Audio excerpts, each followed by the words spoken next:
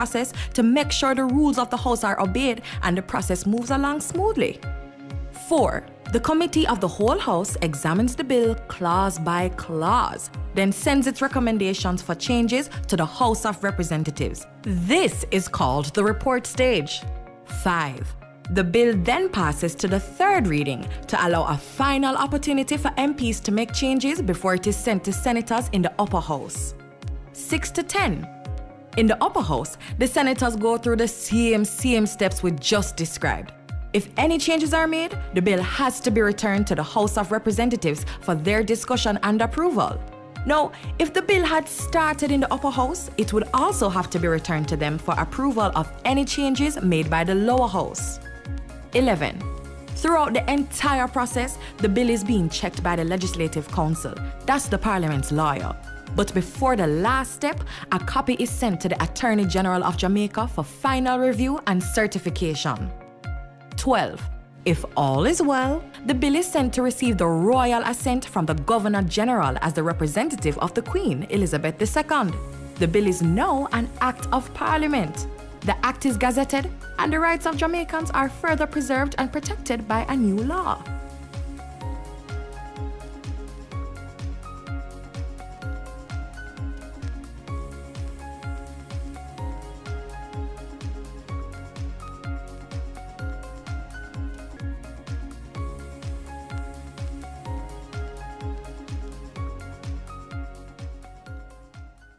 Jamaica, let's spread the word around to let the world know that we are proud to be one republic.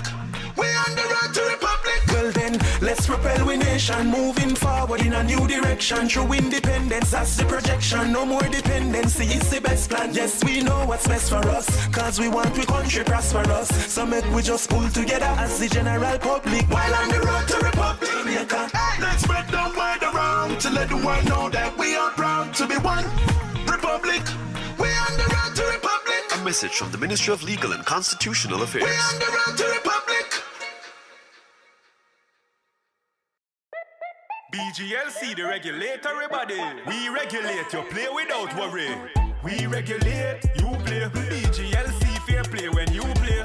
For the fun of the game, you know when they are. BGLC, keep it fair for the player. You play the game and we are the rules that keep everything fair so the game play better. The Betting, Gaming and Lotteries Commission. We ensure fairness, integrity and responsible gaming practices. Keep the game fair and fun for everyone. We regulate, you play. Peace begins with us. Every act of kindness, every step towards understanding brings us closer to a brighter tomorrow. Let's choose unity, compassion, and hope. Together, we can build a future where peace reigns. Brighter Tomorrow starting today.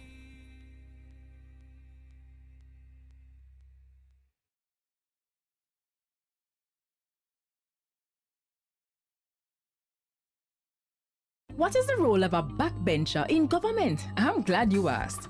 They're members of parliament who are not appointed to cabinet. So they sit in the back of the legislature and they apply pressure. They examine what government legislates, participate in parliament debates, raise issues and advocate and question chamber when things don't look straight.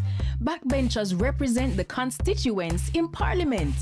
Backbenchers oversee the interests of citizens, you and me. But how can they be agents of government accountability after them no hold a portfolio? And them and a minister? No. So then how can they facilitate government transparency? And the next thing, them and a front bencher. So how them affect me? You see, a lot of work is in committees. So these portfolio-free MPs with less dire responsibilities are more accessible to you and me. So they help with policy, but it helps if we engage them, you see. So they're not just in the back benches, but on the ground, in the trenches. Though in the back of parliament, we're at the front of their cause. So pause. Find your backbencher at jampja.org.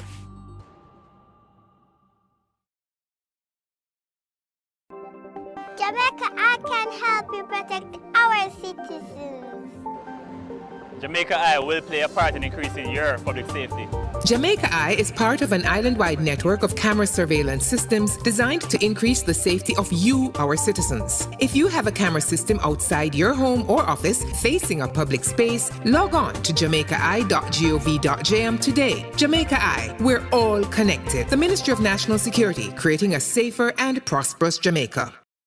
The following is brought to you by the Office of the Prime Minister. To fight crime and violence in your country, your government has invested over $9.7 billion into national security systems. This includes the construction and renovation of dozens of police stations, the acquisition of critical security equipment such as patrol vessels and police vehicles, the recruitment and training of more police officers, and the build-out of the Jamaica Defense Force. Your government is investing in your safety.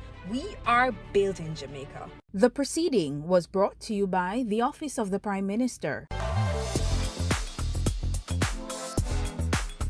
Jamaica is on the move with smarter and cleaner transportation. The government is enhancing the JUTC fleet with 100 new CNG buses with 10 specially outfitted for the disabled. Running on compressed natural gas, these buses reduce emissions while offering advanced safety features and Wi-Fi. Jamaica is driving in comfort towards a sustainable future.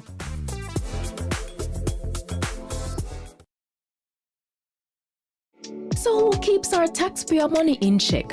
Well, the PAC and PAAC help watch over the country's budget. And one might sound like it just have an extra A, but they're way different. Here's how.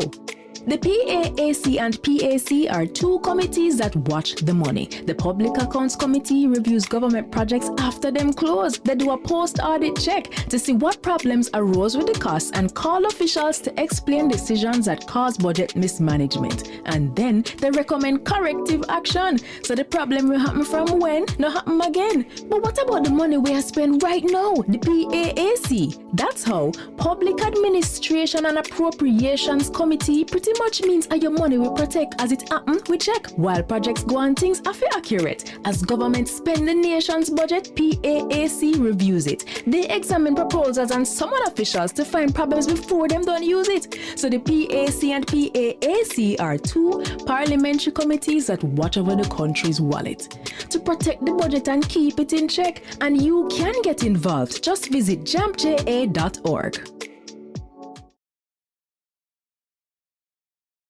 Send the something and come back. Back to sender. God, I thank you so much. Miracles await and miracles abound. Tune in every Sunday at 7 a.m. for your share of the Miracle Revival Hour with Reverend Dr. Blair. Come for the word, stay for the worship. Right here on PBCJ. Miracle worker, work one for me. The following is brought to you by the Office of the Prime Minister. Your government is empowering you through education, training, and development. That is why we have removed all fees for every Jamaican accessing training through the Heart NSTA Trust. So, whatever you desire training in, food and hospitality, beauty and cosmetology, housekeeping and hotel management, welding, carpentry, masonry, or any of the dozens of programs Heart offers, you can enroll completely free and change your life.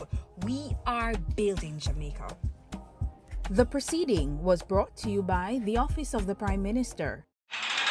The following is brought to you by MOCA, the major organized crime and anti-corruption agency with kind support of NIA and USAID. Criminal minds think they are cunning. The major organized crime and anti-corruption agency have them running. Your friend a shout, come here. Take time running, because we ready for the ops. Drive up on your block, step out now we black. Cyber take about your laptop. Pull up every lock, no evidence to drop. We put it in a cuffs and now we have the underground. When you say scam, you better look out fit. When you move corrupt, better look out fit. They say you get where, look out fit. Look out fit, look out fit. From you say scam, you better look out fit. When you move corrupt, better look out fit. They say you get where, look out fit. Look out fit, look out fit. The proceeding was brought to you by MOCA, the major organized crime and anti-corruption agency with the kind support of NIA and USAID. Each Each year, the Jamaican Parliament approves billions in tax dollars to buy goods and services for Jamaicans. Awarding contracts to private companies to provide public goods and services is called public procurement, and it is a major hotspot for corruption. Can citizens spot the red flags in public procurement and help the government protect our taxes? Yes, they can. And here are 6 to watch for. Direct contracting. When contracts are frequently awarded to one supplier without other companies competing to offer a better price and quality, we usually end up paying more and getting less. Contract splintering. Big projects need big money and higher level approvals. But if the contract is cut up into smaller ones, it won't need external approval from offices like the Public Procurement Commission or Cabinet. This makes it easier for contracts to avoid additional scrutiny. Timing of advertisements. Contracts advertised during distracting periods like the holidays can result in less competition and a really strong advantage for the favored company. Like Christmas time, work slows down and companies are less attentive to business opportunities. Emergency contracting.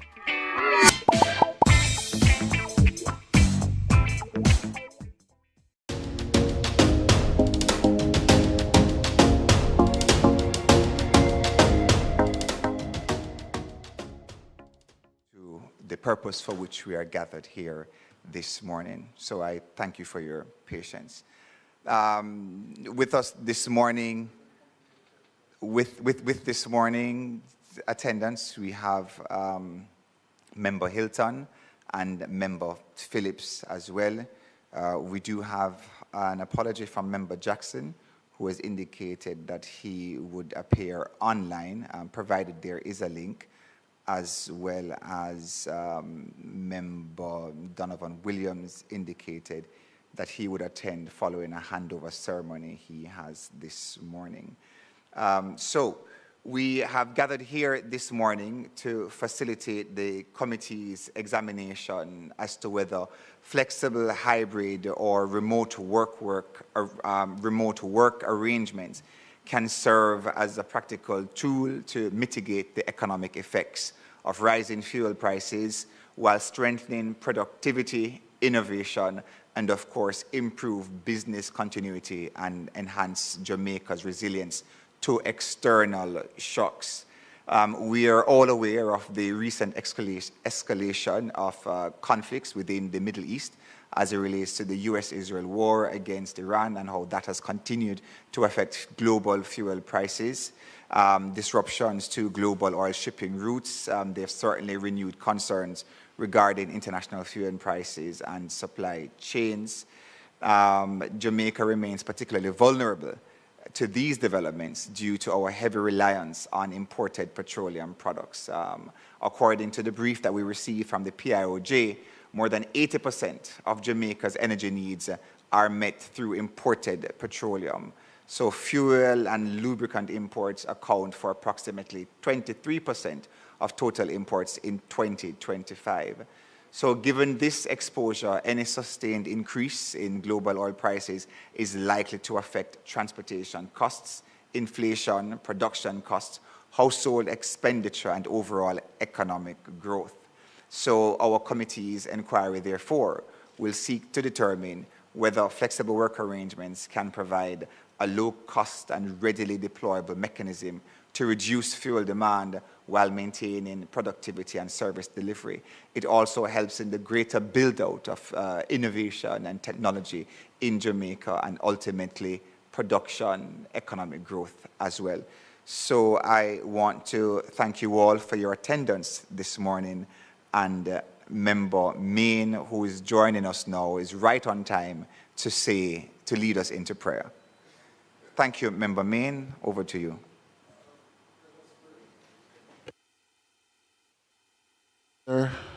Today, as member of this committee, I pray that you will guide our thoughts, stimulate our minds, so that whatever is discussed will inure to the benefit of the people of this country. We ask these things in your precious name. Amen.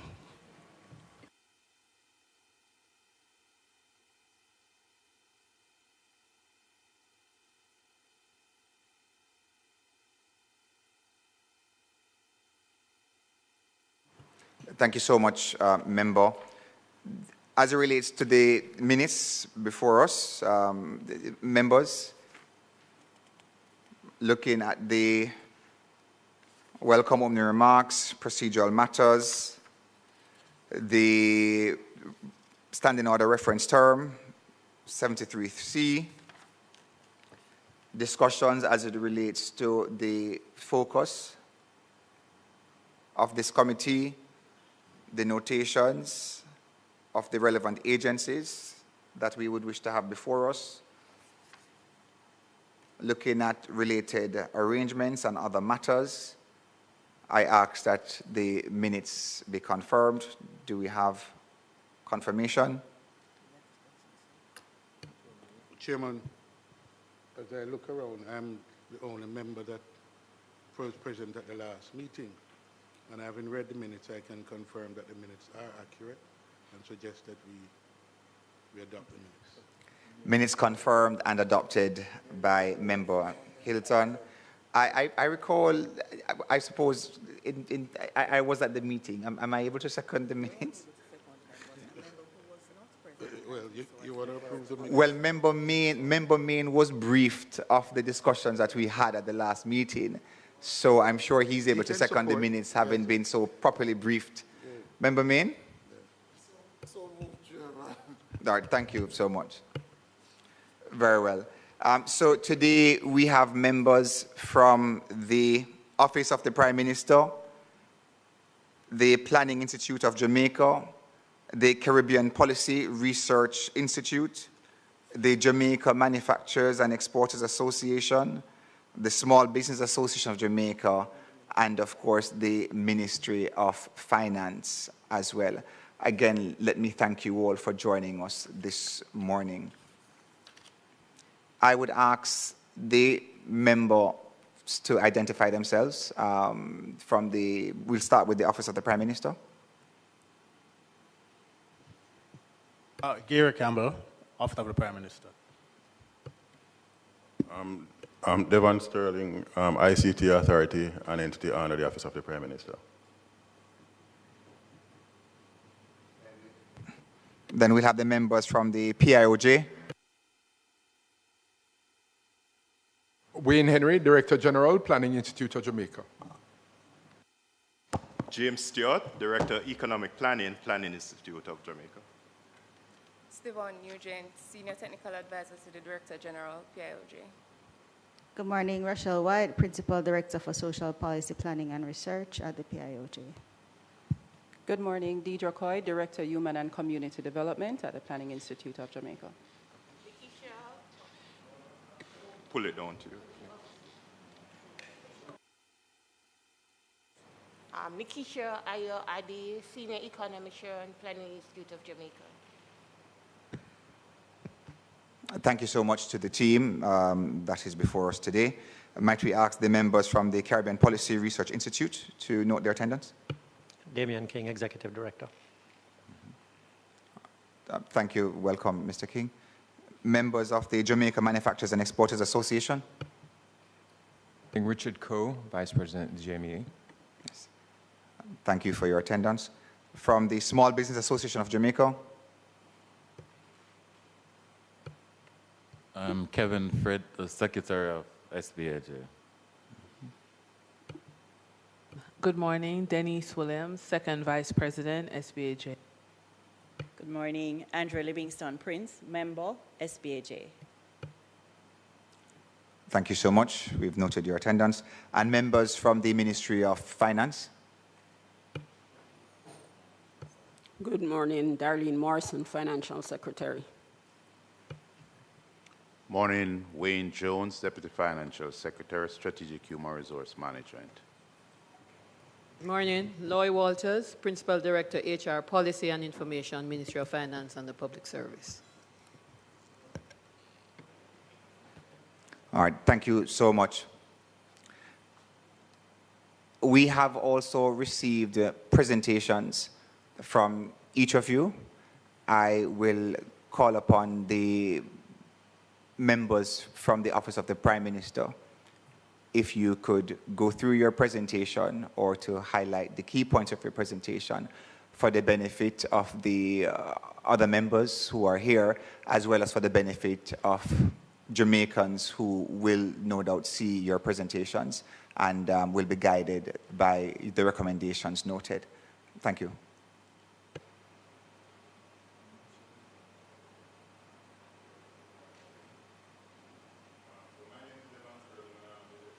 Technology and security at the ICT Authority of Jamaica. And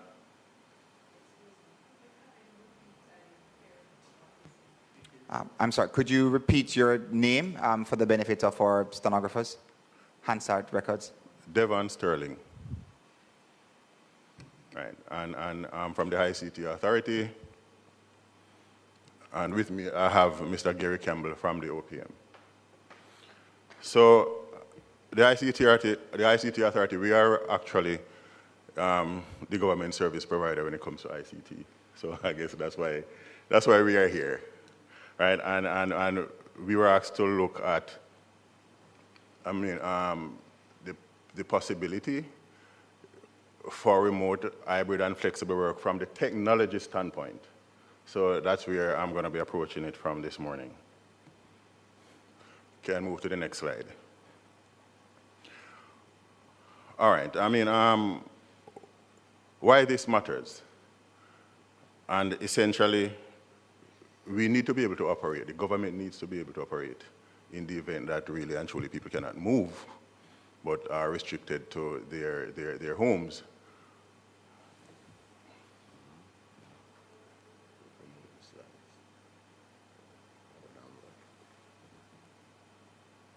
Okay, all right, thanks for that.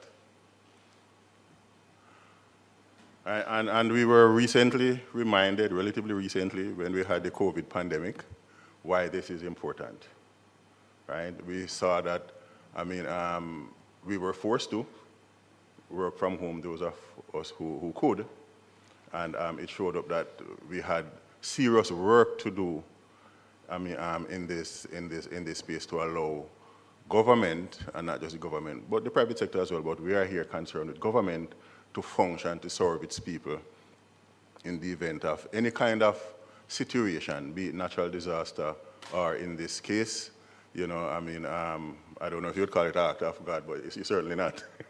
Where we have prices, that possibly could go so high with respect to fuel, in the Gulf, where people are restricted to their homes. So when we look at it, we're saying that, okay, and this is part of our remit. We must be able to represent the organization in the digital space. It's an imperative now. And it's not just in the event that people can't move. Really and truly, future generations may not be as comfortable and forgiving as ourselves with respect to how we do work. So this is something that we are very concerned with at the ICT Authority. And countries are concerned with to allow different modes of operations of organization. And organization in this case mean also a government, right, in the event that, again, people's movements are restricted. So what does it require for people to be able to operate from their place of residence, from wherever they are, actually? And we look at the technologies that really and truly would be required here. And the core technologies, first and foremost, we have to have digitization of records, in this case, government records. Because what we are seeking to do here is actually represent the physical organization in the digital space. All aspects of the physical organization in the digital space, so that access to this digital space can be had from anywhere. And when I say anywhere, I mean anywhere that really and truly have the connectivity service that allows you to connect, back to home base. And where is home base? Home base is actually a network. It's in the digital space. So we are accustomed to going into the office and pulling out drawers and taking out files and doing our work in that way. Right? The digital space is that no, you can't do it in that way because it's data will just not be accessible. You have to have that data represented in an electronic format. Now, if you have that data represented in an electronic format, you have to have somewhere to store that data. That's where your compute infrastructure comes in. When you hear talk about servers and storage, right? That is part of the office equipment in the digital space. So you have to have the compute infrastructure. You have to have the applications that act upon this data now to provide you with services, again, in the digital space. Now, all of this has to be in the context of, again, a representation of this physical space in the digital world. This is what you call a network. And I'm trying to be not so technical so that because I'm aware of the audience.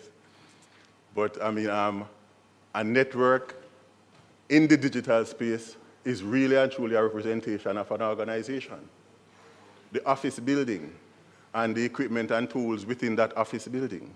It's just that this is how the office is represented in the digital space, right?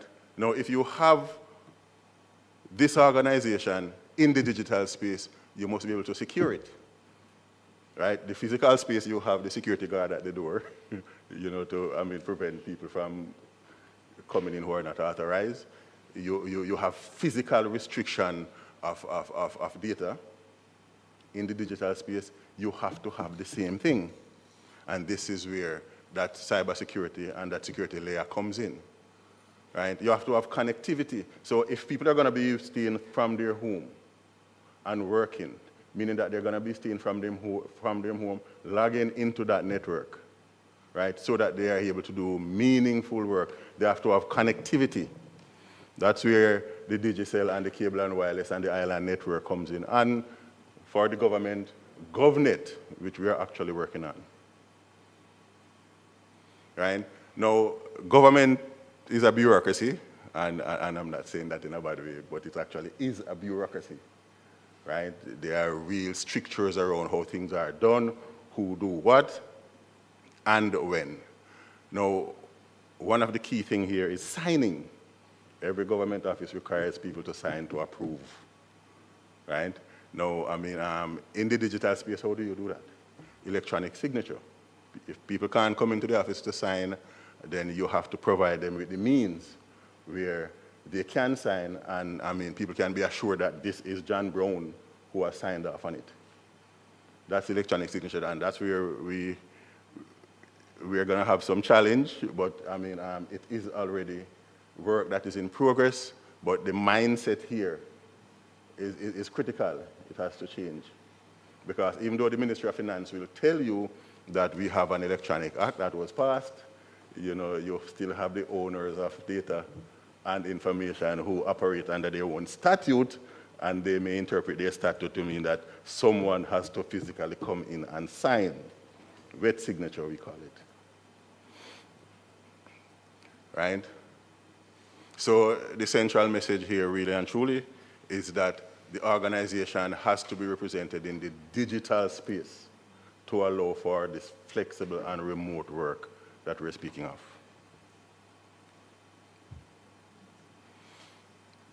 Right, so this slide we can skip because we just explained it essentially, and the takeaway is that our government is largely paper-based, right? And today I guess we can safely say it's mixed, because we are digitizing quite a number of our services, and entities are operating, and we will hear these different entities and the government at times, speaking to it, say, okay, then you can do all your taxes online, or you don't have to go to TAJ to join that long line and waste half a day. You can do your motor vehicle transactions online now. You don't have to go down to the ITA and sit for the entire day. So, we are on our way there, but we're not there as yet. We still require a significant amount of work. So coming out of COVID, the government has invested significantly in digitization of government services and the infrastructure to support that. So that's why I'm able to say, and we've all seen that, and hopefully we're all experiencing that in our interaction with the government, where you're going to some government offices and, the time to be served, or you don't have to go into the government offices to actually get these services, right? So, that's one of the things that we sit down at the ICT Authority and also the OPM worries about to say, okay, then we need to be further along. What is preventing us? When you look at the MDA community, right, it's vast. I think I've never been able to, hear a concrete number of MDA. Sometimes I hear 270, 240, 230, 235. But, those 240 entities, they have different capabilities, right, with respect to the technology infrastructure, the technologies, and the people. So you will find entities who are far more capable and are therefore more able to get their operations online because they have the resources. Primary resource here is finance. So I'm glad that the Ministry of Finance is here. To get their services online and more available to a wider cross-section of the public than others. It's the others that we have to focus and concentrate on, because the ones that don't have the resources, they will suffer if they're not being paid particular attention here. Right? The paper base, we've talked about it already. Government, by and large, the operations of government is where we're coming from, and there was a time when it was efficient to have things on paper. It's better than tablets, and I'm not talking about the new tablets. Security, this is a pain point, and it will continue to be a pain point in the foreseeable future. And it's primarily around the technical competence. There's a serious competition worldwide for technologies, and we are all aware of that in the private and in the public sector. We know that, there's a huge pull factor out there from different parts of the world who can afford to pay much more for these critical resources than we can. And we can't stop people from moving. So this is something that requires particular attention. And yes, we are implementing strategies. We at the ICT are implementing strategies. Government is implementing strategies. Right? We've signed a partnership with the different training institutions, UTech, UE, right? To get in graduates and train them in this very in-demand field. But as soon as we train them and they get their certification again, even if you ban them, banning someone and saying that, okay, then you have to pay back $4 million worth of training, an organization who really requires their service will say, don't worry about it, man, come. If I may, Mr. Sterling, on the point of training individuals and bonding, if I could just ask you just to hold that thought while we welcome the young kings from the great Monroe College who have joined us here this morning. Welcome to our young kings, and thank you for joining us. To your teachers as well, who are also present. And we hope that when you've completed your training at Monroe, and those of you who will go on to different universities and other institutions to continue your training, that you are bonded to Jamaica and that you serve in Jamaica to continue the great legacy of giving back to this, our great nation. So welcome, gentlemen. Might I though, Mr. Sterling, if I could just revert to the committee members. Committee members, coming out of Mr. Sterling's presentation this morning, I believe the ICT is arguing that remote and flexible work is now a question of resilience and continuity. It is a requirement rather than just a temporary emergency measure that we would have used during the COVID period. And even now, as we discuss rising fuel prices and geopolitical shocks and Jamaica's capacity to be able to absorb these shocks, certainly it is also a question of resilience and economic continuity. So if I could ask committee members if there are any questions arising from the presentation thus far from the Office of the Prime Minister, I would take your questions at this point in time. Member Hilton. As we look at, I want to thank the presenter. I think it is fairly clear that the Member Hilton, if you could, they're unable to hear you. If you could pull the mic a bit forward. It's fairly clear that the points you've touched on are all very relevant. But I want to touch on, I want to ask you, well, make an observation about the remaining gaps. And even as you mentioned rural electrification, there is probably an equally larger problem about inner city electrification. And I think that that needs to be addressed. It's urgent, and it needs to be addressed and should be included in the gaps that you have there. There are a number of inner city communities that have this throw-up culture, but in part, when you examine it, it is a lack of infrastructure that is at the bottom of it. So I believe it is structural and needs to be addressed. Thank you, Member Hilton. Another committee member, Member Phillips. Thanks, Chairman. I was just wondering where was the Ministry of Labour in this conversation also, if they were invited? Yes, so members, again, there are other ministries, departments, agencies, private sector members as well who will come. Of course, we operate within a period, a 2-hour band from 10 a.m. to 12 noon. Yeah. So we wouldn't be able to take everyone today. I just wanted to know if they were a part of, because since they are integral also. Definitely a part of. Yeah. Just to pick up from where the member just left off, I would like to know, because from the presentation and the ICT authorities' presentation, that they have been mandated to deal with the ICT side of it. Yes. And from the presentation, it shows that the ITC backbone to the success, especially to deal with government, is quite critical and important if we're going to roll it out in its full sum.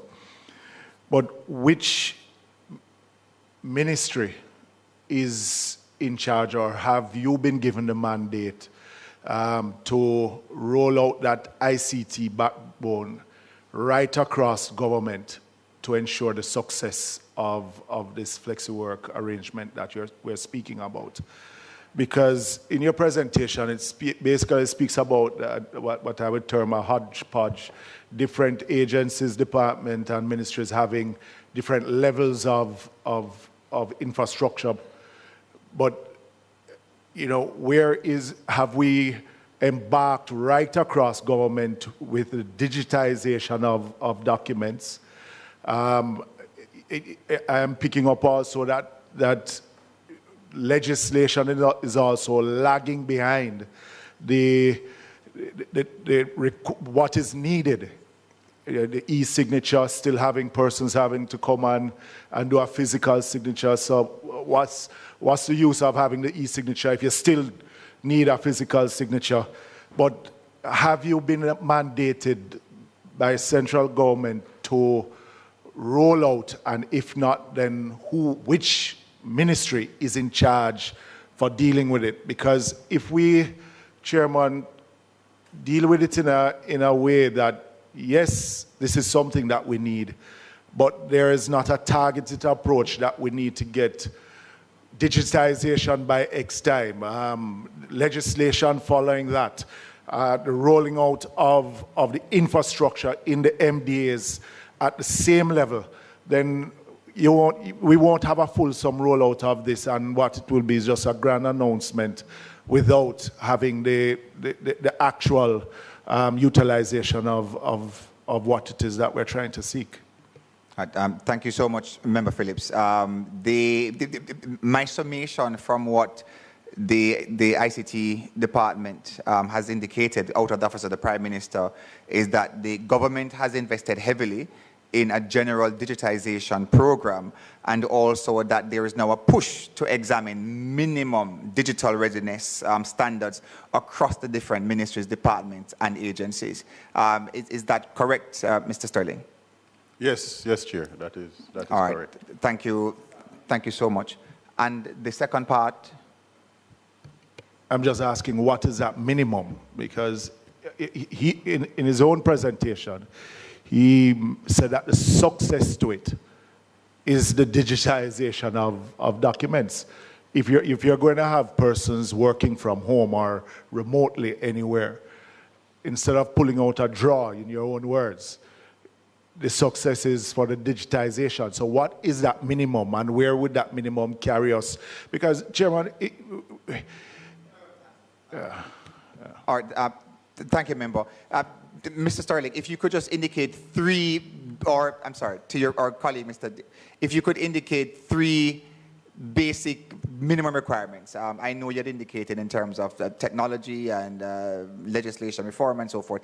3 things for the purpose of the meeting, and then we'd move on to perhaps the PIOJ if there are no further questions coming from members to my right. Okay, so if I believe your colleague is... Yes, thank you, Chair. So clearly, access will be one of them, availability, and of course the device. The government would have been engaged in rolling out a broadband network prior to Melissa, which clearly derailed it, but that project will be back on stream shortly, and that is ensuring that there will be the necessary infrastructure to engage users right across the country in the use of the technology. So the infrastructure is critical, and that broadband network will pretty much guarantee access right across the country, which again is a project that will be started up once we get over some hurdles that would have been presented based on the hurricane. What about the digitization? The digitization lies squarely with the OPM. So Minister Marks, who is in charge of efficiency and innovation, will take charge of that. And there's work on the ground already from a policy and legislative standpoint, and we're seeking to engage with the various stakeholders to ensure that we cover all the bases to guarantee a success of those endeavors. So have we started a digitization project? Passing legislation don't mean anything to me, It is the actual work that I'm trying to seek now, if it is that we have started the digitization. I know the Ministry of Health spoke about it and have not really reached far. Well, there are different MDAs who would have already operationalized segments of their digitization efforts. So what we're trying to do is to consolidate all of that and have one concerted effort to ensure that no MDA gets left behind. So that's where we're at with that. Thank you so much, gentlemen. Member Severite? Question. I'm sorry, I was a bit late, but has the ICT authority conducted any sort of formal cybersecurity risk assessment as it relates to flexi work arrangements? And are you seeing any sort of vulnerabilities that have emerged as employees access government systems remotely? I know COVID-19 was a good stress test scenario. Can you comment on that? Yes. I mean, yes, we have conducted assessment. We've actually had, engagement with the different MDAs about the need for, not just the need, the requirements and the technologies for actually securing work in a remote work, in the digital space. Mm-hmm. So, and that's an active discussion that we're having now with respect to bring your own devices. Take that one, for example. We're in that if there's a lack of resources on the part of the government to provide each worker with a device that they can keep at their home and do work, You know, I mean, is that something that is welcome? Mm-hmm. And from a financial perspective, I can see where it is, and it would be. However, from a security perspective, there's a lot of, serious consideration you have to do there, because that device does not belong to the government. And there's no way you can guarantee that it will solely be used for the purpose of work if it's not a government device. Yes. That is restricted. And if it has dual use, and especially if it's being used by different people for different purposes, correct, you're opening now, the government infrastructure, the government data, to additional risk. Mm-hmm. So from our perspective, as the ICT authority and as the government data center, we're saying no, that risk does not justify. So in reality now, are you seeing any attempted breaches or phishing incidents or ransomware attacks, unauthorized access? Because I would assume that would be a huge challenge. It is a huge challenge, and that's why, having trained security people is such, a critical component of all of this. Because the technology will allow you to go, so far and no more. You have to have the people to use the technology.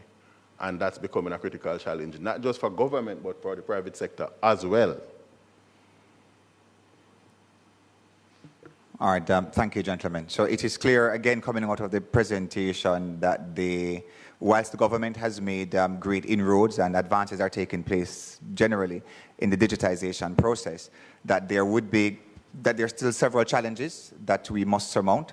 And again, thank you for noting them. We've seen the cybersecurity connectivity gaps, limited use of the devices, the reluctance for some MDAs as it relates to accepting digital signatures, which then leads to still a heavy dependence on approval processes and paper-based systems, as well as the connectivity disparities and, different gaps in uneven balances across MDAs. So thank you for that, and we've noted your recommendations as well, and they will certainly form a part of our general submissions going forward.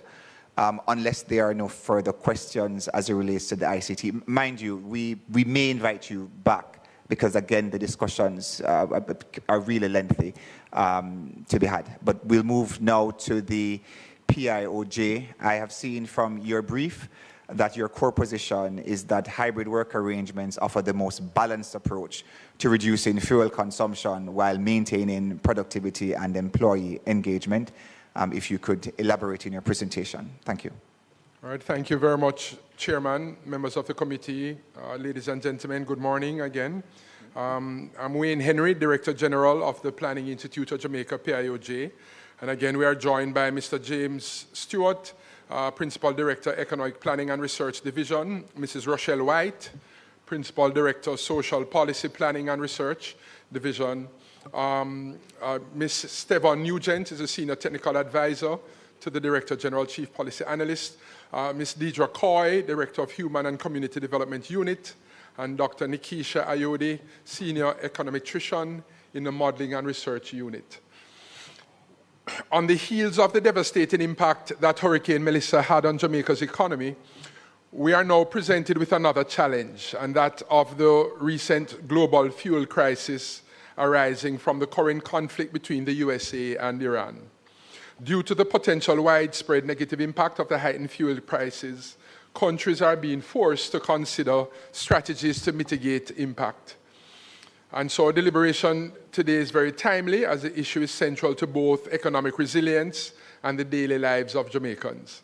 Rising energy costs are eroding household incomes, increasing business overheads, and threatening national productivity.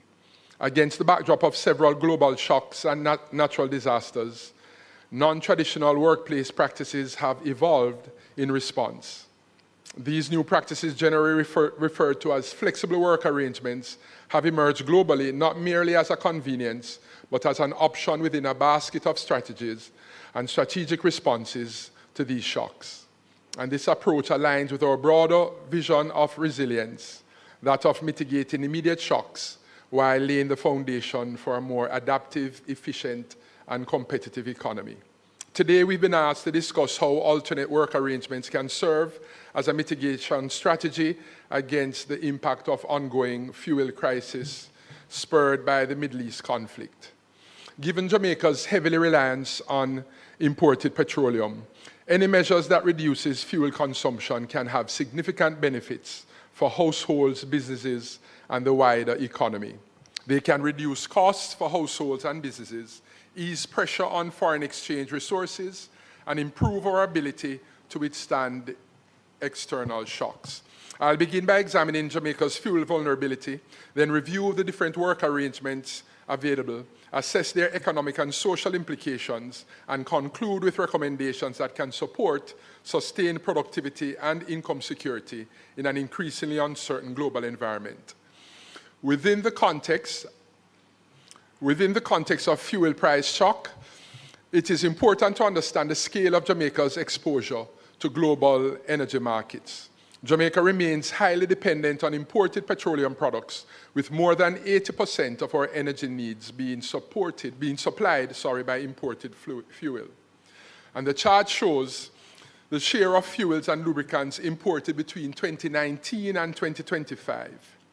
Notice that during the height of the Russia-Ukraine conflict, fuels and lubricants accounted for approximately 30.6% of total imports. And this illustrates the extent to which external energy shocks can affect our economy. When fuel imports account for such a large share of total imports, increases in oil prices quickly translate into higher costs across multiple sectors. Given the ongoing geopolitical tensions in the Middle East and continued uncertainty in global energy markets, there is a strong possibility that fuel imports will once again occupy a larger share of our import expenditure, increasing from the 23.2% recorded in 2025, as shown there. We also expect that elevated oil prices will continue based on statements from the International Energy Agency, IEA. We have seen that Petrojam's previous price cap of a maximum of $4.50 per litre has been replaced with a three-tiered pricing system to help cushion the fiscal impact. As a result, consumers are expected to pay more for petroleum products. Given the current context of recovery following the passage of Hurricane Melissa, the policy challenge, therefore, is not simply managing higher prices, but also identifying practical ways to reduce our exposure to those shocks. This chart now, the next chart, highlights movements in global crude oil prices over the last year. The most important takeaway here is that oil price volatility remains elevated. Since the start of the conflict, global energy markets have experienced significant disruption, contributing to substantial increases in energy prices worldwide, with oil shocks contributing to roughly to a 24% rise in global energy prices, as recently stated by the World Bank. For Jamaica, the challenge is not only higher prices, but also uncertainty. Volatility makes planning more difficult for households, businesses, and policymakers. It affects transportation costs, electricity prices, production expenses, inflation, and ultimately economic growth. As global oil prices rise, domestic gasoline prices tend to increase as well. Households immediately feel this impact through higher commuting costs, while businesses face increased transportation and operating expenses. As can be seen, there is a challenge in maintaining the fuel price cap through Petrojam. While price caps can provide temporary relief, they are often expensive and difficult to sustain over extended periods. However, there's another side of the equation: fuel demand. If fewer people are required to commute daily, fuel consumption declines naturally.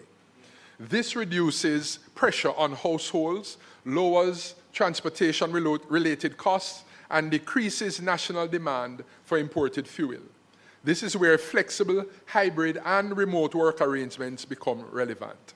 Rather than relying solely on fiscal interventions, these arrangements offer a low-cost, demand-side strategy that can support resilience while maintaining economic activity. In essence, they represent an opportunity to reduce exposure to external energy shocks through changes in how work is organized. flexible time arrangements. There are three main modalities: flexible scheduling, remote work, and hybrid work. The first option is flexible scheduling. Flexible schedules include staggered working hours, compressed work weeks, and other arrangements that allow employees to travel outside traditional peak periods. One major advantage is that these arrangements can be applied to a very wide range of occupations, including jobs that still require employees to be physically present at the workplace. By spreading travel demand across different times of day, these arrangements can help reduce congestion and limit fuel wasted while vehicles remain idle in traffic. Implementation costs are generally low, and organizations can often adopt these measures relatively quickly. However, because employees still commute, the fuel savings are more modest than those associated with remote or hybrid work arrangements. 2, remote arrangements. The second option is fully remote work, where employees perform their duties entirely from home or another remote location. From a fuel consumption perspective, this option delivers the greatest benefits because it eliminates daily commuting for work, though it could increase energy consumption at home. Employees save money on transportation costs. Businesses can reduce expenditures on utilities and office amenities, and national fuel demand declines. Another important benefit for Jamaica is business continuity. During hurricanes, severe weather events, transportation disruptions, or other emergencies, employees can continue working even when physical offices are inaccessible. And we saw it, as we heard, from the OPM during COVID. However, remote work is not without challenges. Research shows that poorly managed remote arrangements can weaken collaboration, mentoring, innovation, and organizational culture.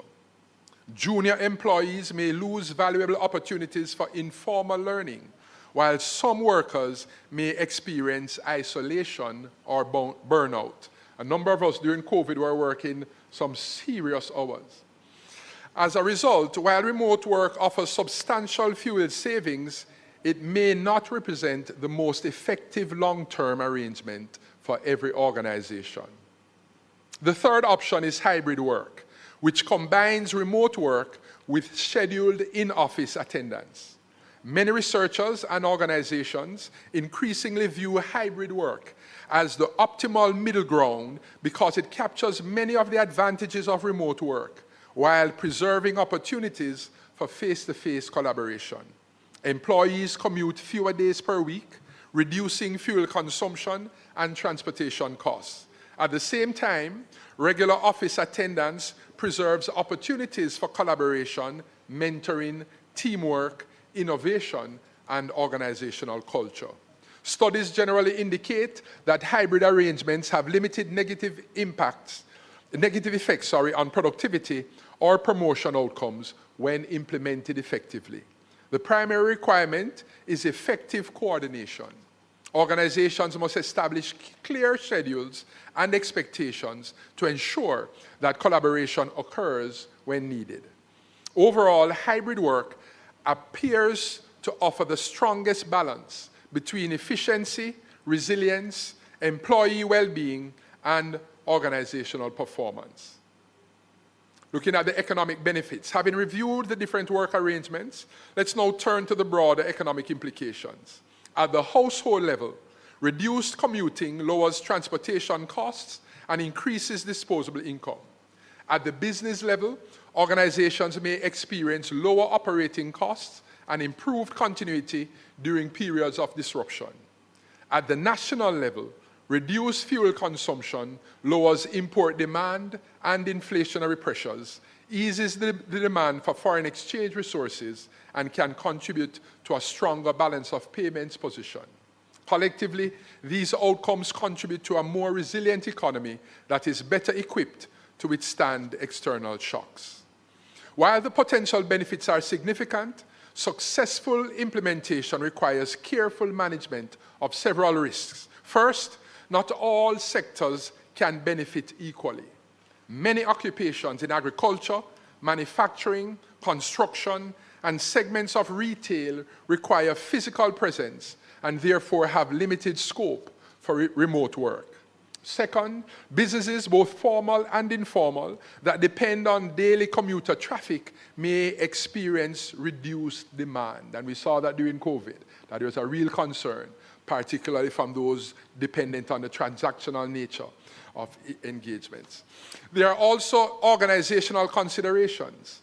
Reduced face-to-face interaction may affect mentoring, employee development, creativity, and innovation if not managed effectively. In addition, unequal access to reliable internet services and cybersecurity concerns, as we heard, remain important challenges. These risks do not negate the benefits of alternative work arrangements, but they highlight the importance of thoughtful policy design and implementation. Looking at implications, social implications. One, education. Flexible work arrangements may help reduce energy use, but they can unintentionally disrupt education, deepening existing inequalities, particularly where students lack reliable internet access, devices, quiet learning spaces, and adult supervision. Note, for example, that during COVID-19, Jamaica lost 1.3 billion in in-class hours, with rural and low-income students being hit the hardest. Hurricane Melissa compounded this, damaging over 600 schools and leaving 335 students unaccounted for as at March 2026. Remote schooling risks widening the rural-urban divide unless we invest in digital access, remedial programs, and rural school support. Schools are more than places of learning. They are vital social safety nets.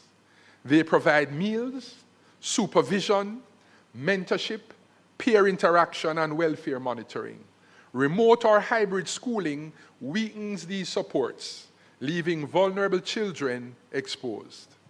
Looking at health implications, flexible work can improve health by reducing commuting stress and giving families more time together, but it also carries risks. Blurred boundaries, longer hours, loneliness, anxiety, poor sleep, those psychosocial negative impacts.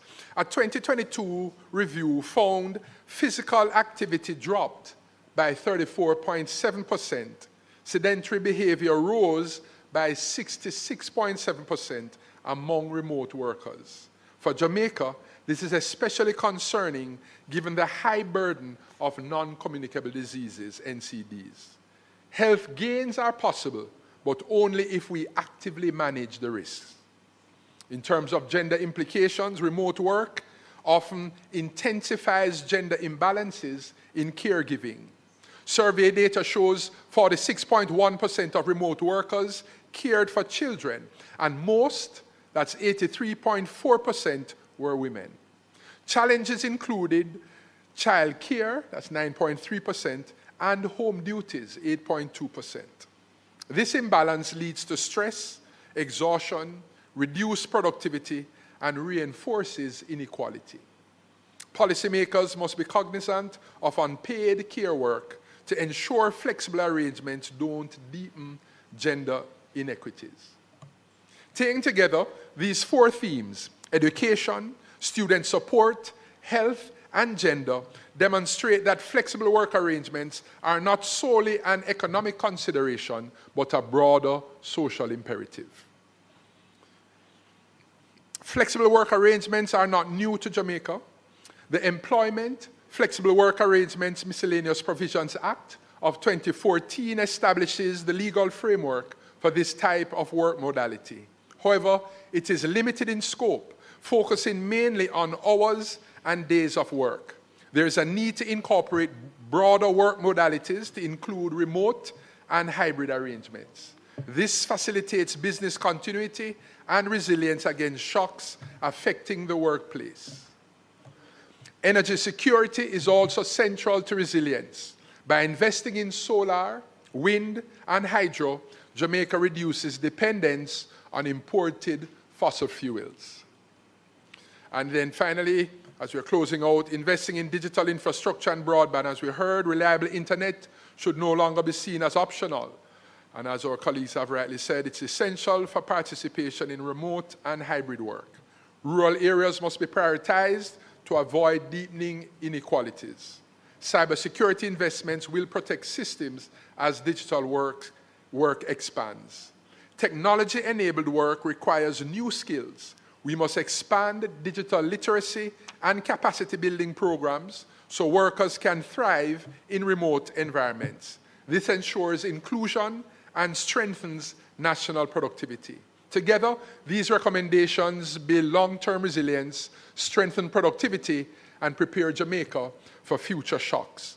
So let me conclude by returning to the central message of this presentation. Flexible, hybrid, and remote work arrangements should not be viewed solely as workplace policies. They can also serve as practical economic and social policy tools. By reducing commuting activity and lowering fuel demand, these arrangements can help Jamaica manage fuel price shocks, reduce pressure on imports, and strengthen economic resilience. While each model has strengths and weaknesses, the evidence suggests that hybrid work offers the most sustainable balance between fuel savings, productivity, collaboration, and employee well-being. Ultimately, these arrangements represent a relatively low-cost strategy that can support resilience, inclusion, and long-term economic stability. In summary, Jamaica's dependence on imported fuel creates significant economic vulnerabilities. Alternative work arrangements provide one avenue through which fuel price crises can be addressed.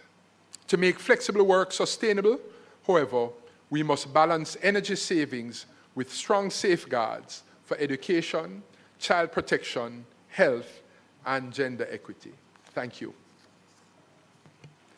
Thank you so much for that presentation. You have certainly given us a lot to consider beyond the economic implications or economic gains, but also the social imbalances that would need to be balanced as well. So whilst there is, on the technical side, need to strengthen legislation relating to cybersecurity and connectivity generally, but certainly in terms of the social protections that you have highlighted, those are things that we certainly need to consider.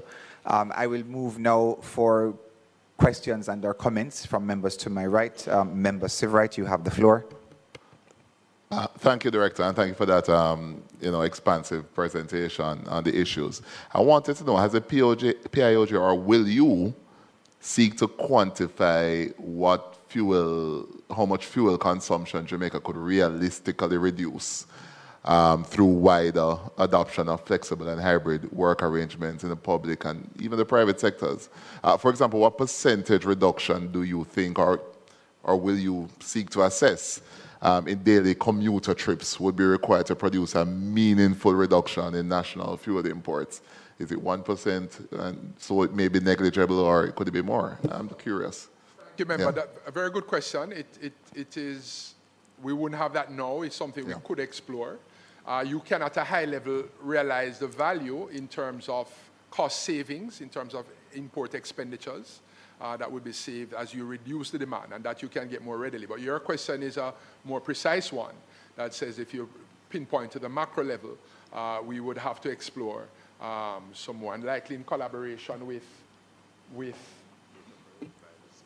Petrojam, some of the data providers, right? So we'll have to access some of that. But it's certainly something worth. But easily at this level, as we've said, we easily would see those benefits. But if you want to quantify down to per person at a micro level, a car, right, in terms of how much, then we would have to do more exploring. Now, in addition to that, Doc, as you know, and I'm sure Dr. Damian King would agree, that we have productivity issues in Jamaica that go back many years. And I recall the COVID-19 experience where several major U.S. corporations, including Amazon, JP Morgan, and others, instructed staff to come back to work because they felt the remote and the hybrid arrangements were just not working out properly, and that there were productivity issues across the board. I recall even the head of JP Morgan, Jamie Dimon, went on a rant It was all over the internet about people working from home and he's unable to get through to key staff members and so on. Do you think that's something we have to take into full consideration before even going further down this road? Sure, certainly, member. So as we've said, not all ministries in the public sector side and in the private sector, not all entities should be treated equally, right? In some types of structures may lend themselves to easier accountability frameworks.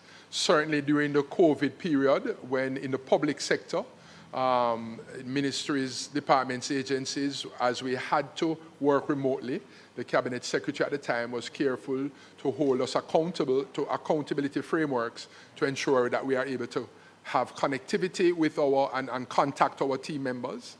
And in a number of cases, we had to have those investments to allow the devices and connectivity for people to work from home. Some job mandates and requirements, job functions didn't allow for persons to take out sensitive documents to go. Some of them had to come in, with the appropriate safeguards. So it's not a homogeneous, right, ecosystem, but it would call for that careful attention and planning for proper benefits to be realized.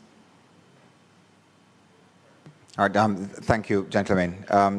Over to, I'm sorry, member, allow me to indicate Mr. Richard Coe, he has a comment. Wait on the mic. I'm sorry, could you just identify, no, I'm sorry, Richard, Mr. Coe, could you just identify yourself first for the benefit of the record taking?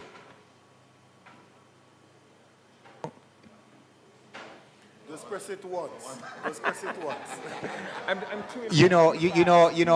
Mr. Coe, Mr. Sterling indicated when he was doing the tech presentation that he was trying to simplify for the benefit of the audience, and I thought to myself, but this is a highly tech audience, but all right, please, yes, you have the mic. No, don't touch anything. Richard Coe, to answer the question about cost savings, there isn't any Jamaica-specific data, but regionally, there's research that has shown that there could be up to between 20 and 40% cost savings as a result of digitization. So I think that probably from a Jamaican context is probably on the lower end of that scale. All right, thank you so much for that intervention. Member Campbell, you have the... Thank you, Chair.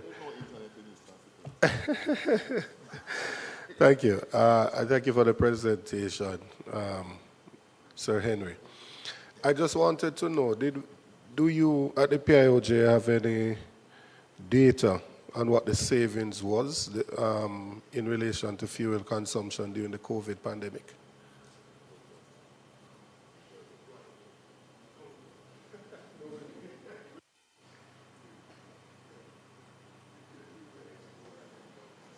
We could attempt to explore, but currently we don't. That is not something we had tracked, but we can explore with the relevant entities.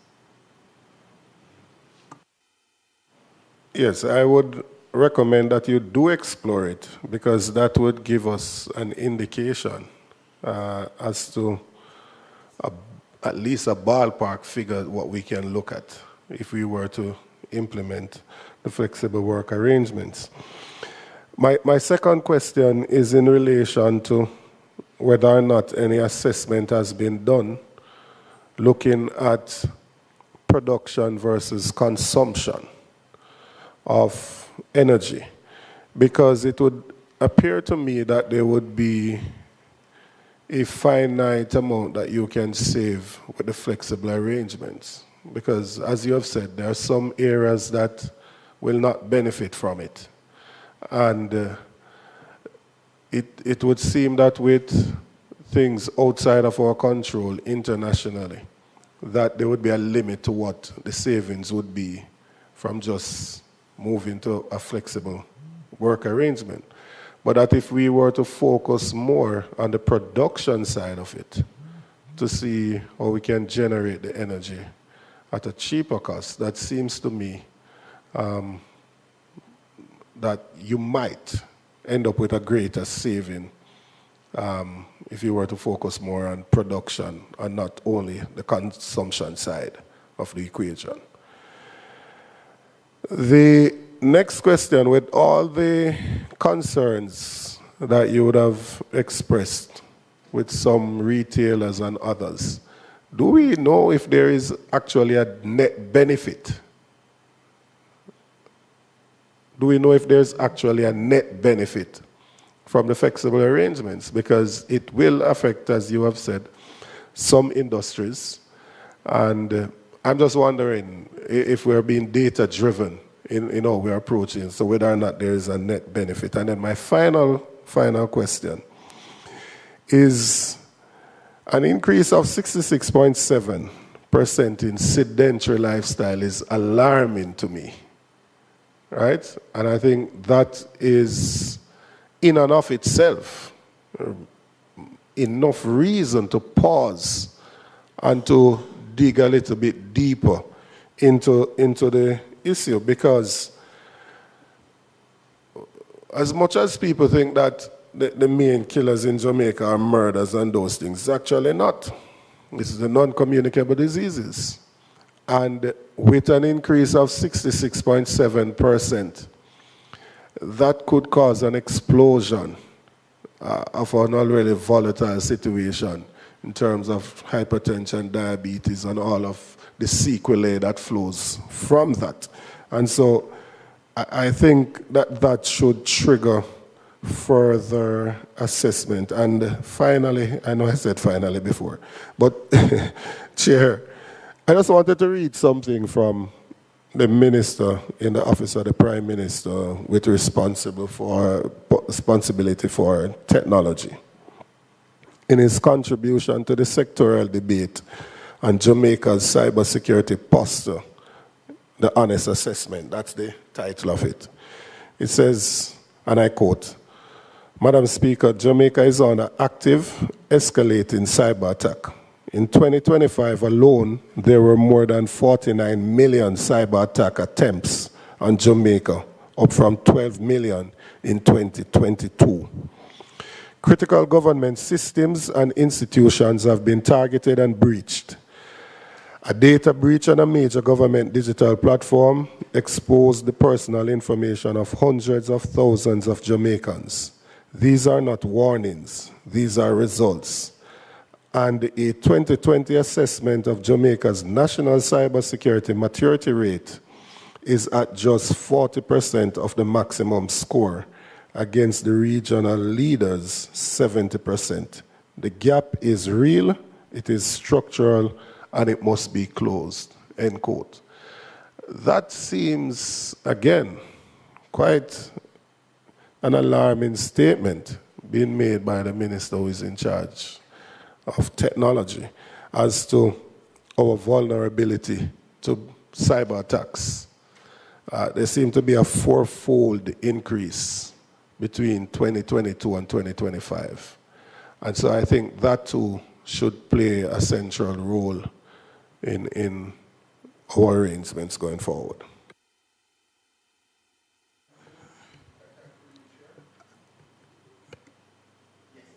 So thank you very much, member. You're spot on in those observations with the last first, and my colleagues, the colleagues from OPM, JAM, ICTA, have said it. The type of attention is warranted in the digital space. Cybersecurity concerns alone, and that's just one aspect, that's one component of the overall digital ecosystem.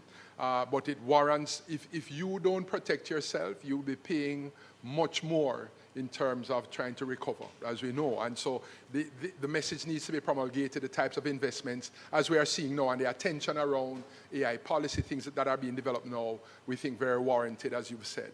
The issue of NCDs, spot on. You were actually front and center of some of those sort of discussions and insights into the health and what's going on there.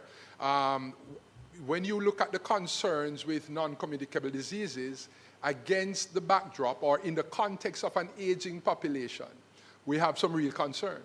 And so it's certainly a priority, as you have seen, and a lot of attention going there.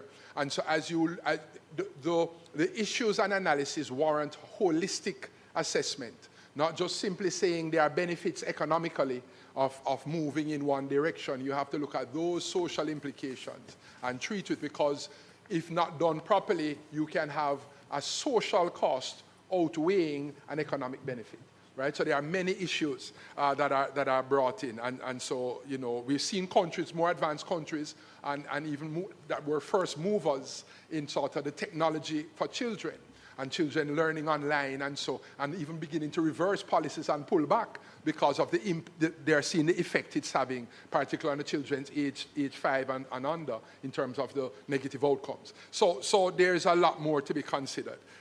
In Jamaica's context, on your earlier point about looking at some of those structures in our economy, we have a relatively high degree of informality. And so easily many structures in terms of businesses and the nano-micro businesses, those smaller players may not be able to be in a position to benefit from those arrangements. And even as others do, they may be at a loss because they are more dependent on the transactional nature.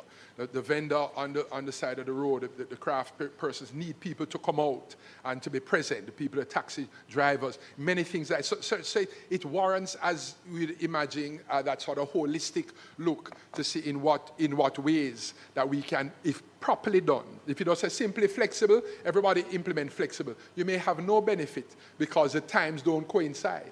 But if there's coordination and we can limit how many people come out on a first shift, how many people come out on a, right? So those kinds of limits with childcare and other attendant implications and concerns, then it can be done. If done properly, you can get those benefits. Thank you. Thank you, Director. Member Carencia Marson. So could we just take Member Marson? Oh, a response to another question. A response to a question that was asked. Very well. Yeah, it's a question about the production versus the consumption. The generation of energy. There are inelasticities, and I look at my colleague David, when you think of in terms of supply, right? So until we build out further capacity for alternate our energy sources and arrangements to fossil fuel, to the dependent on oil. We have some in terms of solar, some in terms of wind and so, but then they are limited. And until we build out those capacities, you're going to be faced with some inelasticity. So yes, there would be constraints until you build out those capacities. But it warrants easily much more in terms of data and analysis. But we are seeing benefits, and we are seeing from best practice and observations elsewhere. We've articulated that need here to reduce that dependency, that vulnerability for Jamaica. So certainly these are assessments that are warranted. Thank you, Director. Member Morrison. Thank you, Chair. Director, I'm very happy that you have escalated today the value of small businesses to our GDP. And as a rural member of parliament, I'm sure the rural MPs here will agree that there are many times when we take on certain policies, certain initiatives, and we do not consider the rural economy and how they are going to cope. And so to just say that internationally the hybrid model works, we have to think about Jamaica. Is this now going to be a case of the social cost versus the economic cost? Or is it that in our paradigm, we have to consider whether or not there is going to be true economic benefit for Jamaica?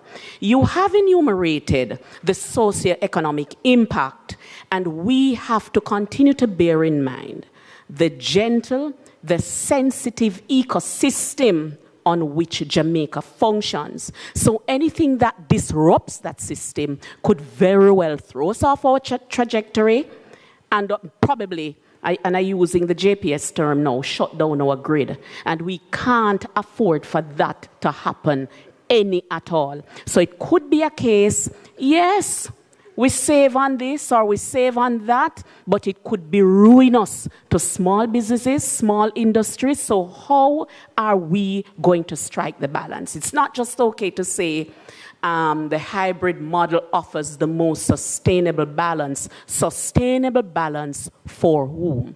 So it could be a case where we say, as an ideal, This is something aspirational.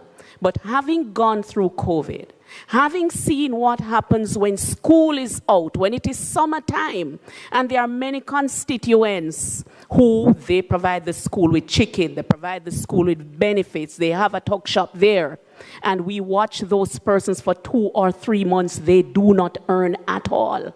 So, the most sustainable balance for whom? So it could be, as I said before, it's a model to admire. It's certainly aspirational. But this is not a synecdoche where one part represents the whole. We have to consider this thing in totality. Thank you, Chair. Yes, so thank you, member. And you're completely right. So our analysis has highlighted the concern and sort of ring-fence the attention for rural areas and spaces, because and the concern that if not done properly, you can exacerbate the urban-rural disparities. So you are correct, and we have highlighted as a concern that in terms of capacities are different in terms of urban and rural spaces. You've heard, even as we spoke of post-Beryl and post-Melissa responses, some of our utility providers speaking about that last mile and the difficulties in getting in certain spaces. You've seen from a disaster response, the relief and the difficulty in getting in certain spaces in rural. So it is a real concern, and I think will continue to be, if we are to do policy properly, it has to account for those realities. All right. Thank you, Director. Member Hilton, you have the floor. Thank you, Chair. The issue I want to just raise doesn't really need, in the interest of time, any deep response, but it is clear that in many of the responses, the issue of data, lagging data as the real-time data, because the technology feeds on real-time data. Our problem is a structural one. In so many instances, we don't have the data. So we have a problem from start. And I can speak as a policymaker that this has been and continue to be a huge problem. So we need to fix that, because I don't know we can make sound policy without sound data. So, and then you have the issue for the ICT in terms of the organization and the structure. We have had the legislation in place now for a while. It was late out of the box, but have we begun to relook at and to review the legislation in the light of experiences, especially in light of some of the policy stance that we're taking about data governance and a number of these issues and data sovereignty? And are we looking at this thing holistically in respect of data, or we're going to continue to trip over ourselves? Through the chair, thank you, member. You're spot on. I'll allow the ICT authority to speak to review of legislation around the ICT matters and governance. But certainly data is a global concern, and Jamaica does relatively better than many countries, but it is a concern for us that in terms of, Jamaica does, right? It's certainly in the region, and even with lead countries, as we are getting ready to present to the UN General Assembly for our third voluntary national report, and people highlight how Jamaica has some types of data. So the truth is, yes, if you say the glass is half full, we do have data, and yet we still lack more data. So data is gold, right? We need the data, and there's more we can do even with the data we have, member. So you are correct that as you look into big data analytics, and you're seeing more happening, and ICT can speak to that we can mine a lot of data that we already have. But the truth is we are in need of more real-time data. The truth is that how we utilize what we have is commendable, and people do work hard, but then there are limitations because we need more data. Thank you, Director. If there are no more questions coming from committee members to my right, I wish to thank the members from the PIOJ for their presentation. We have noted your concerns as it relates to, well, particular models that are recommended, the quest for greater economic efficiency and the production, the quest to save national fuel costs and reduce our dependency on fuel, as we've indicated that some 80% of Jamaica's fuel is in fact imported. So we've looked at those considerations, and you've raised the issues well as it relates to balancing the social issues as well, you know, the social economic fabric in terms of rural school system generally, rural connectivity in terms of our inner city communities as well, you know, not shutting down the local economic grid, as Member Morrison has wonderfully put it. So thank you for the considerations raised. Again, certainly the question of cybersecurity has been raised, and again, those were addressed by ICT, that the government continues to do more. And whilst we've had millions increase in terms of cyber attacks, again, millions have been thwarted. So the mechanism that we have in place, they have served to protect us nationally, while some might have escaped on a scale of millions. Certainly millions have been thwarted to the success of our local cyber system team as well. So thank you so much. I believe at this point, we've raised the issue in terms of manufacturing sector and small businesses and how they would be impacted as well. So perhaps this would be a good point to hear from Mr. Richard Coe at this juncture, as a natural segue stemming from the discussions here. Mr. Coe, again, if you could identify yourself, representation as well for the benefit of the record. Now I know how to work my mic. I just have to be a little bit more patient. Good morning, everyone. Richard Coe, again, Vice President of the Jamaica Manufacturers and Exporters Association. I have timed my presentation. It's 23 minutes long. I will try to cut out some slides because I know that time is against us. What I would recommend is that you continue with your presentation. It would mean that we would have you back at the next sitting along with our other colleagues here. Again, mindful of time. However, because the issue is so central to Jamaica's future, you know, and so everyone here, even those persons who would have not presented today, we all benefit from the discussions going forward, because ultimately, when it comes down to economy, production, innovation, we are truly all linked as one in any event. So please proceed. Thank you, Chair. On behalf of the Jamaica Manufacturers and Exporters Association, thank you for the opportunity to contribute to this important discussion. The JMA appreciates the committee's proactive consideration on how Jamaica can prepare for and respond to potential fuel supply disruptions arising from geopolitical developments. To inform our submission, the JMA surveyed manufacturers and exporters to understand the practicality of flexible, hybrid, and remote work arrangements within the productive sector, the operational challenges business may face during a fuel disruption, and the measures that may help maintain business continuity.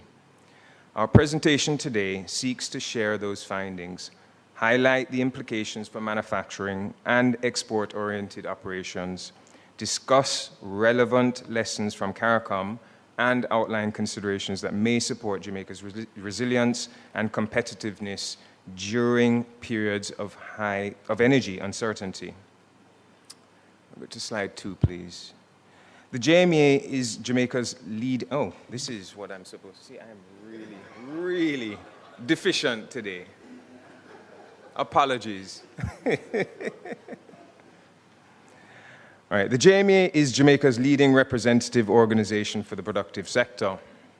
Our membership consists of more than 600 companies operating across manufacturing, agro-processing, exporting, agriculture, logistics, distribution, and a range of supporting services. Importantly, over 80% of our members are micro, small, and medium-sized enterprises. The association, therefore, provides a broad cross-section of perspectives from businesses that collectively contribute significantly to employment, exports, foreign exchange, earnings, and economic activity. As a part of our mandate, we regularly engage with our members on issues affecting competitiveness, productivity, trade, and economic resilience. This survey formed part of that ongoing engagement. The views presented today are therefore informed by both direct member feedback and the Association's broader understanding of the productive sector. The committee requested stakeholder perspectives on the use of flexible hybrid and remote work arrangements as possible measures to mitigate the effects of a fuel crisis. The JMA welcomed that request because fuel disruptions can have far-reaching implications for manufacturing, exporting, logistics, and business operations generally. To support the discussion, we asked members several key questions. These included, what proportion of their workforce could realistically work remotely? What challenges have they experienced with remote work? What alternative measures could reduce fuel consumption? What actions should government consider to support manufacturers and exporters during a fuel disruption? In addition, the survey, we reviewed regional experiences across CARICOM to understand how governments and businesses have responded to energy and fuel-related shocks. Our objective is not simply to discuss remote work, but to understand how Jamaica can maintain production, exports, jobs, and economic activities during a fuel disruption. This slide captures a central conclusion of our assessment. The survey confirms that flexible hybrid and remote work arrangements can provide certain benefits, particularly for administrative and support functions. These arrangements can help reduce commuting, improve flexibility, and support business continuity. However, the survey also confirms that Jamaica's manufacturing and export sectors remain heavily dependent on physical operations. Manufacturing requires workers to operate machinery, manage production lines, conduct quality assurance activities, and perform maintenance functions. Similarly, export-oriented operations depend on warehousing, transportation, logistics, coordination, cargo handling, and compliance inspections. Consequently, while remote work may help some employees, it cannot replace the physical activities required to sustain production and exports. The JMA therefore concludes that flexible work arrangements should be viewed as one component of a broader resilience strategy rather than the primary response to a fuel disruption. Maintaining competitiveness during a fuel crisis will require attention to energy security, logistics efficiency, productivity, and business continuity planning. Why manufacturing and export operations matter. Before discussing remote work arrangements, it's important to understand the significance of the sectors under discussion. According to Statin's preliminary 2025 estimates, manufacturing generated approximately Jamaican $162 billion in value added and accounted for 9.46%, sorry about the decimal places there, of Jamaica's gross value added. The sector also recorded positive growth of approximately 1.1%. On the export side, Jamaica generated approximately $1.5 billion in domestic exports, with manufacturing exports accounting for approximately $803 million US. Thank you. These figures demonstrate that manufacturing and exporting remain important contributors to economic growth, employment, and foreign exchange earnings. Therefore, any disruption that affects these sectors has implications beyond individual firms. It affects workers, suppliers, consumers, government revenues, and the broader economy.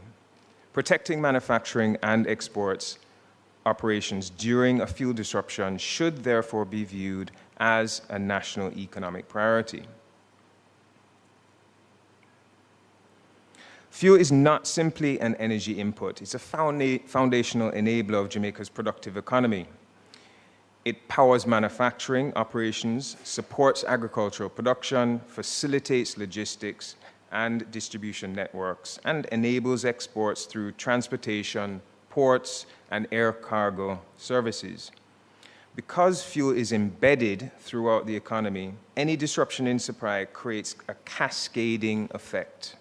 Higher fuel costs increase transportation expenses, which raise production costs and ultimately consumer prices. This weakens business competitiveness, reduces manufacturing output and export performance, and can slow overall economic growth. For Jamaica, the risks extend beyond operational disruptions. A prolonged fuel shortage could reduce factory output, interrupt supply chains, increase inflationary pressures, lower foreign exchange earnings, and undermine investor confidence.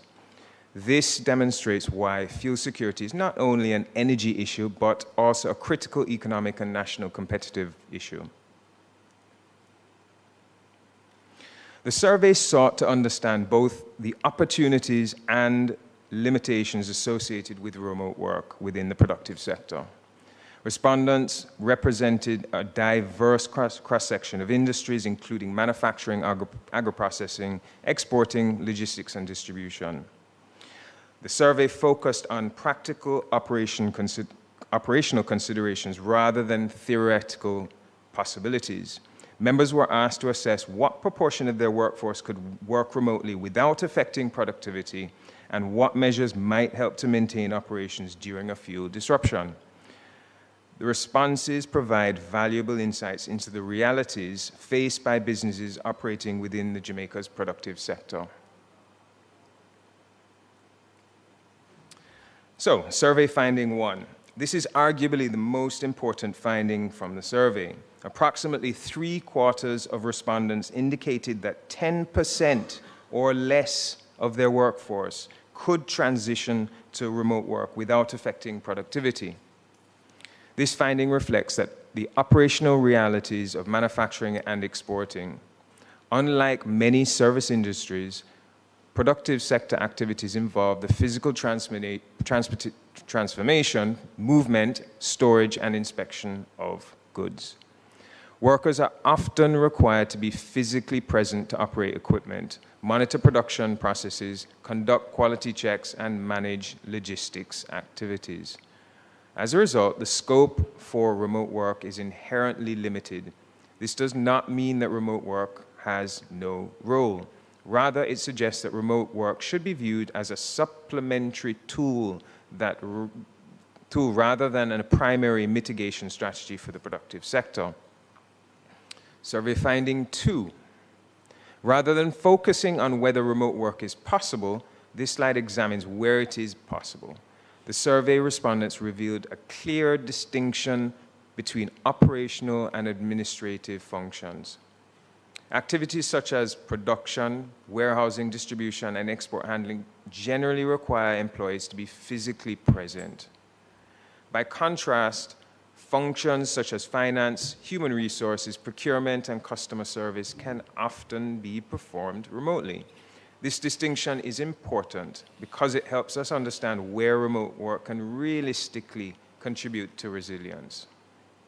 The survey therefore suggests that remote work can support continuity in administrative operations while allowing firms to maintain essential business functions during disruptions. Survey finding 3.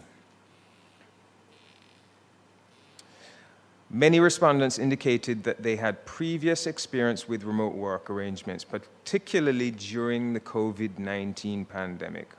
While these arrangements provided flexibility, businesses also encountered several challenges. Operationally, respondents reported concerns regarding supervision, performance monitoring, and maintaining productivity levels.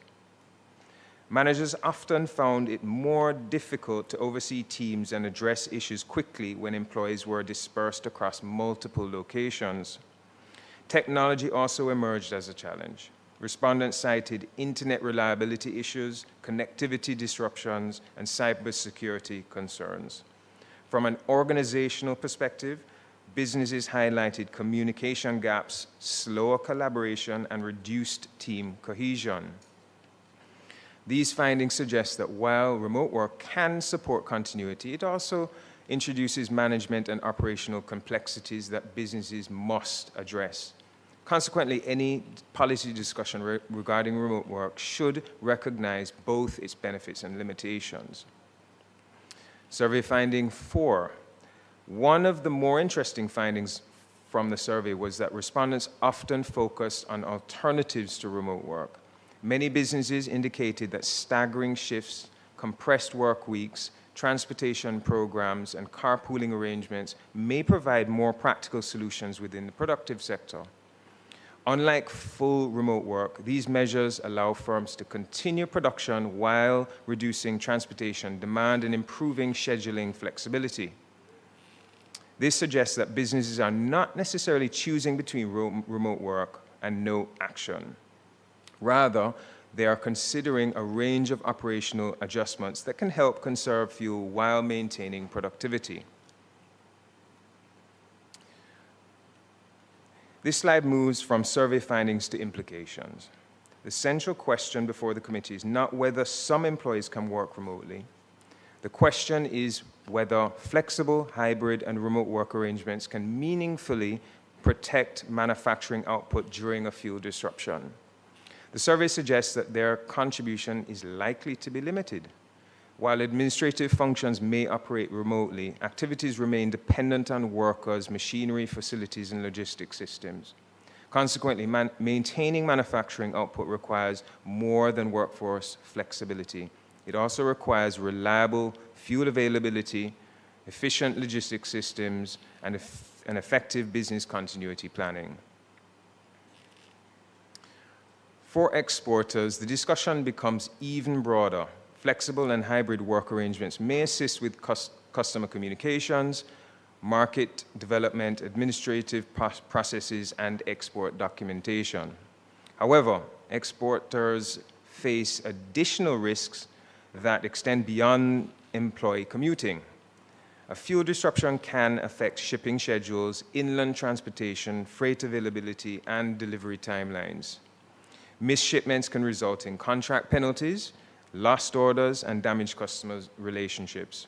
International buyers dependent on reliability is also an issue. If Jamaican exporters are unable to meet commitments, customers may seek alternative suppliers in competing markets. The national implications are also significant. Exports generate foreign exchange earnings, support jobs, and contribute to economic growth. Any disruption that weakens export performance can therefore affect Jamaica's broader economic stability. This is why export continuity should remain a national priority during any fuel disruption. Discussion notes. When discussions about fuel conservation arise, attention often focuses on commuting. The survey indicates that this represents only one portion of the productive sector fuel use.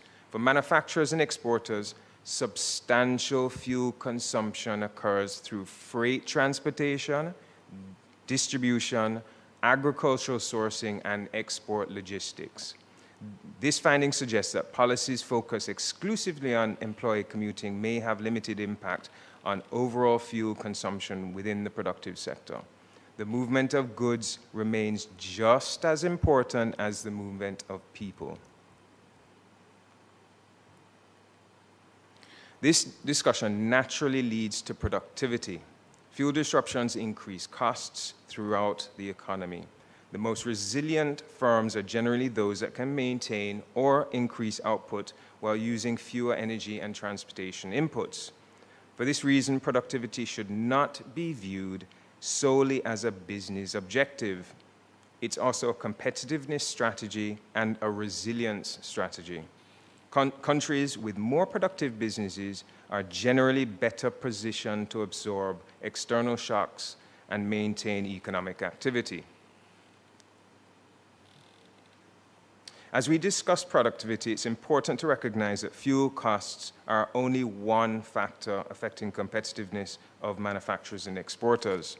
Members frequently highlight cash flow and working capital as important considerations. Many productive sector businesses incur significant costs before receiving payment, including the purchase of raw materials, inventory management, production and delivery expenses. Extended payment cycles can place pressure on working capital and can affect a firm's ability to invest, expand, and respond to unexpected challenges. Another issue relates to labor productivity and workforce management. Manufacturers have highlighted the importance of maintaining productivity, supporting workforce development, and effectively managing performance within an evolving business environment. Continued dialogue on labor market modernization and enterprise competitiveness therefore remains important. The broader point is that productivity is influenced by many interconnected factors. While fuel costs are important, so too are cash flow, workforce management, logistics, technology adoption, and the wider business environment.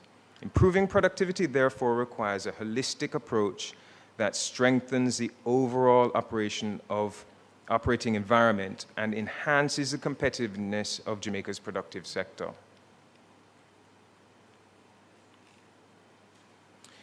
The regional review was conducted to understand how governments responded to fuel and energy shocks. What emerged was a constant pattern. Governments generally focused on supporting business operations through affordability measures, energy security initiatives, renewable energy programs, and productivity improvements. Remote work appeared as one component of a broader continuity strategies rather than the primary response. This is an important observation because it aligns closely with the feedback received from the JMEA members. One of the most valuable aspects of the survey was the opportunity to hear directly from manufacturers and exporters. Respondents consistently identified several areas that they believe warrant attention. These included temporary fuel cost relief, renewable energy incentives, improved access to financing, ensuring fuel availability, transportation and logistics improvements, digital government services, and improved communication and planning. Importantly, these themes emerge repeatedly across respondents. They provide an insight into where businesses see the greatest opportunities to strengthen resilience. This slide brings together key messages emerging from the survey, the sector analysis, and the regional review. The first finding is that remote work has a role, but its applicability within the manufacturing and exporting sector is limited. The second is that flexible work arrangements may provide greater practical value than fully remote work. The third is that the productive sector fuel consumption is driven largely by freight movement and logistics rather than commuting. The fourth is that export continuity must remain a national priority because of its importance to foreign exchange earnings and competitiveness. And finally, the regional evidence suggests that governments have generally focused on energy security, productivity, and business continuity measures rather than remote work alone. Together, these findings form part of the basis of the JMEA's overall assessment. In closing, almost there. Chairman and members of the committee, the question before us is not simply whether employees can work from home during a fuel disruption. The broader question is how Jamaica maintains production, exports, employment, and economic activity during periods of uncertainty. The JMEA survey indicates that flexible hybrid and remote work arrangements can support fuel conservation and business continuity, particularly for administrative functions. However, manufacturing and export-oriented operations remain fundamentally dependent on physical production, transportation, logistics, and reliable fuel supplies. Our review of CARICOM experiences further suggests that governments have generally focused on energy security, productivity, logistics resilience, and renewable energy adoption rather than remote work alone. The evidence therefore suggests that while flexible work arrangements can form part of the solution, safeguarding Jamaica's productive sector requires broader resilience strategy that protects productive capacity, maintains export continuity, and strengthens competitiveness. Ultimately, resilience is not only about securing fuel supplies, it's about ensuring that Jamaica can continue to produce, export, compete, and grow, even in the face of external shocks. The JMA appreciates the opportunity to contribute to this discussion and stands by to support continued dialogue on strengthening Jamaica's preparedness and resilience. Thank you.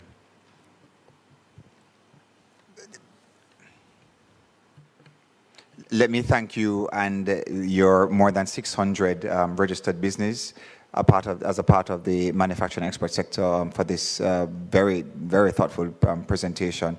We have noted one of your key remarks, which is that the movement of goods, etc., the services, thinking about logistics, exports, just as important as the movement of commuters. That's certainly something that must be considered within the discussions. Whilst members of the committee would wish to direct further questions and commentary based on your presentation, we must take the break now. It is 11 minutes past 12. Parliament resumes its sitting today at 12:30 with representatives from the Bank of Jamaica who will be here.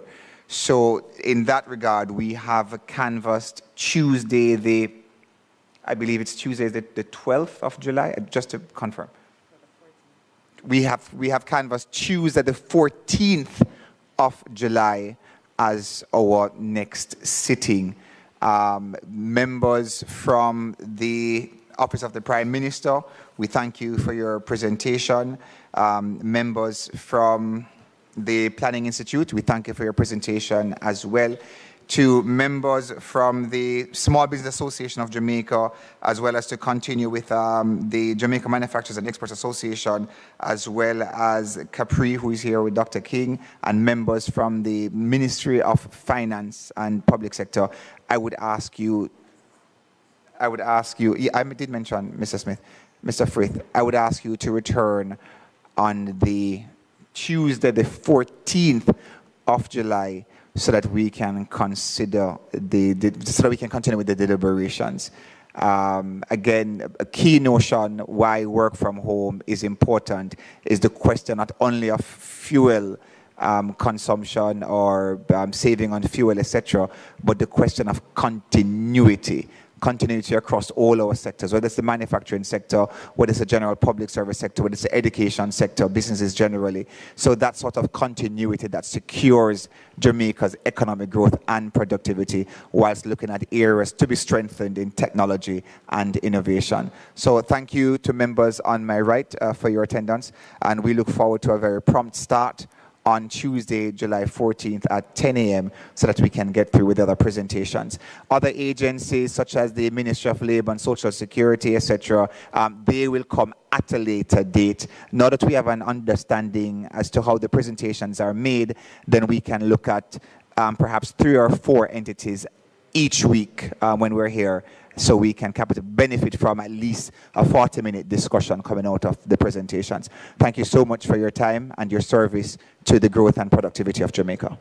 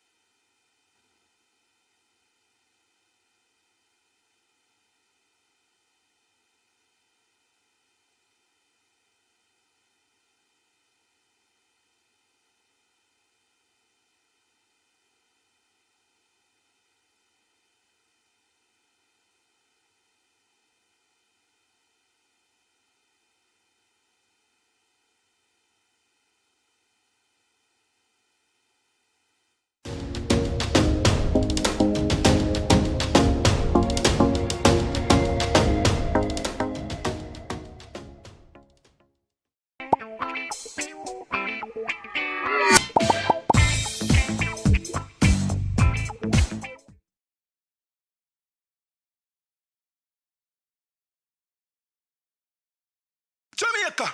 Let's spread the word around to let the world know that we are proud to be one republic.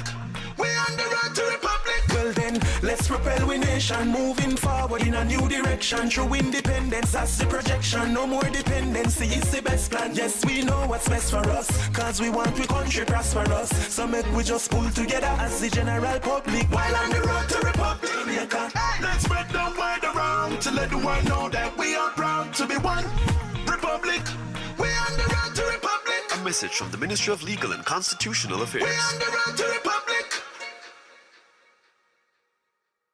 We are the youths united against corruption, changing the world and the way we function. The youths united against corruption, changing the world and the way we function. You remember the youth, them are we future leaders, policy creators, decision makers. As in them are not just the cornerstone, but a crucial part to a better tomorrow. United against corruption, changing the world and the way we function. The youths united against corruption. A message from the Integrity Commission. Mark your calendars so you can know when to watch the PBCJ Kiwani's Little B Spelling Competition. Spell off rounds on May 23 and May 30. Watch as our youngest spelling stars battle it out in exciting rounds. Meet the past winners on June 6. Get inspired by 3 incredible champions who have conquered the competition. The grand finale will be on June 13. See who takes home the title in this thrilling finale. Missed it? No worries. The rebroadcast is on June 14. Catch the replay on PBCJ, the People's Station. The action is right here on PBCJ. Tune in and be part of the excitement as tiny tots spell their way to greatness with the PBCJ Kiwani's Little B Spelling Competition. I wonder who that somebody be. No, sir. Let me look for my glasses. Oh, that's my look like right, so. It's Lottie, walk on. Me glad for see you, right? Although things never go on for you, America, me glad say you there. Yeah. Lift your head high. Yeah. Stay out of trouble. Yeah. And you can have a fresh start back home. All right, Mr. D. Thanks, you hear? Let's all work together for a fresh start back home. The following is brought to you by the Office of the Prime Minister. Yo, babes, why me I call you so much time and I not get you? Sorry me lick you again yesterday. Yo, me know me mess up, but I can't wear them something there road and I expect me to react. I know me jealous and fool and easy to lose my temper, but call me back here. Still not get tired. Hey, girl, think me have to call your phone? You know who you are deal with? You think I want to lick me again next time? Eh? It doesn't have to be this way. You can leave an abusive relationship. Just call 876-553-0372. We will help you.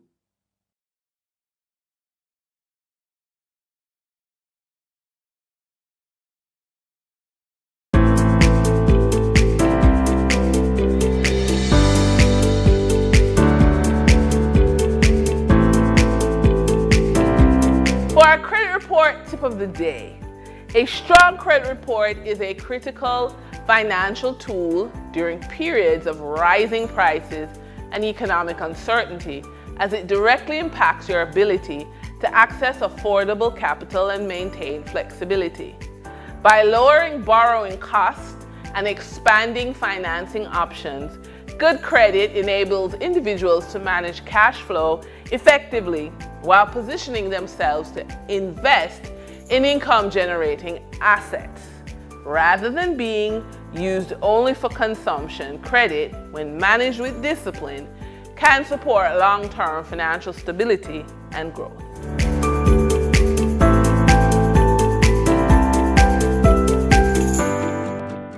Hi everyone, let's talk granting aid. Eligible targeted loan applicants may receive a non-repayable granting aid of $60,000. These funds can be used for school-related expenses such as traveling, buying food, housing, or purchasing a laptop, for example. Eligibility is determined by the financial circumstances of applicants and the availability of grants. Apply early at slbja.com and be one of 4,200 beneficiaries of our granting aid. Jamaica, let's spread the word around to let the world know that we are proud to be one republic. We on the road to republic. Well then, let's propel we nation moving forward in a new direction. True independence, that's the projection. No more dependency, it's the best plan. Yes, we know what's best for us, cause we want we country prosperous. So make we just pull together as the general public while on the road to republic. Jamaica, let's spread the word around to let the world know that we are proud to be one republic. We on the road to republic. A message from the Ministry of Legal and Constitutional Affairs. We on the road to republic. Me, I go show them my way of justice. I'm abused. I need legal advice. I don't deserve this. The truth of the matter is, justice there for all of we. The Ministry of Justice has trained more than 5,600 persons in restorative justice practices. More than 200,000 victims have been supported by the victim services. Legal aid has reached thousands island-wide. Make we talk it out, not fight it out. Call 888 Justice today.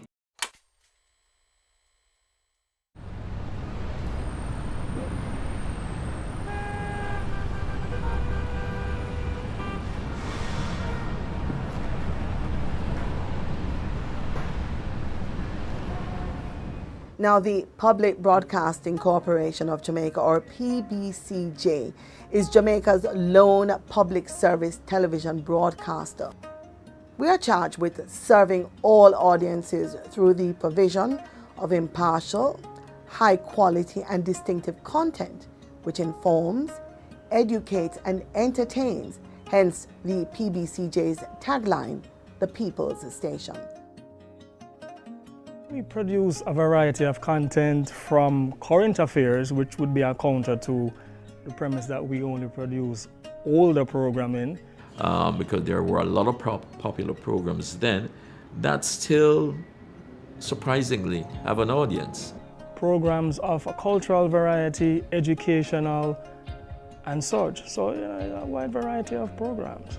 We never had news until maybe about 3 years ago. And we started off with some, what you call, daily news briefs. Now we have a fully established half-hour of news Monday to Friday. So we have grown in that sense. And we have a number of current affair programs that weren't being produced then. Thank you for joining us. Something as powerful as a media entity has to be built on something. And the foundation for that would be that older content. We have reformatted some of those programs that you could say have not been dated. And there is a landscape in Jamaica where we do have an aging population. People remember what JBC used to be. And we are still in the physical space where JBC was. So you have that bridge that forms the gap between the past and the current. The content aired is centered on our mandate, which is basically to promote Jamaica's culture and cultural mores while rebuilding our collective memory. The PBCJ's audiovisual library, or the AV library, is a priceless heritage. It is a source of knowledge that reflects the cultural, social, and linguistic diversity of Jamaica and Jamaicans. The team is basically charged with preserving, conserving, and providing access to our recorded cultural mores, that is, the habits, dress, language, music, food, etc. Now, the library is in a race against time to preserve and conserve irreplaceable archival footage that are in formats that we no longer are able to access. My responsibility oftentimes is to provide the resources, to provide the facilities on which those rescue operations and those preservation operations can actually take place. So when the person who has the responsibility to come and say, okay, I have 100,000 hours worth of content and I want to save this content, I have to say to them, okay, this is how you can save it, this is how you can save it at, this is how you can move it from the old stuff to what we currently are using. memory plays a critical role in the transfer of the culture and national identity of a country. We are able to build on the collective memories of Jamaicans through the transmission of archival content. We are able to learn about social relationships, conflict resolution, operating with honesty and integrity from looking at the interplay depicted in archival series such as Lime Tree Lane. You hungry, yeah? May I present this from my heart, Miss Gladys. Gladys? Is that you hear him say, boy? Look, my name is Tiny, me love. Make I explain to you. How about I explain nothing? Give those to Gladys. Tiny! Tiny!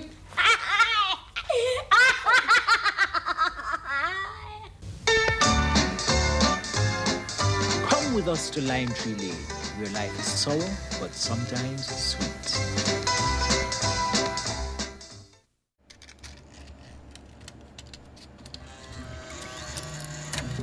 So let me start by saying that we have the commitment to keep the public informed, and our partners in keeping the public informed is the media. Further, as part of the overall strategy that was put in effect some time ago, I would like to advise the public to continue to observe and perhaps strengthen their sensitivities to public gatherings, which we are discouraging. The period of the pandemic up to now, because we're still, carrying PSAs for people to be very careful.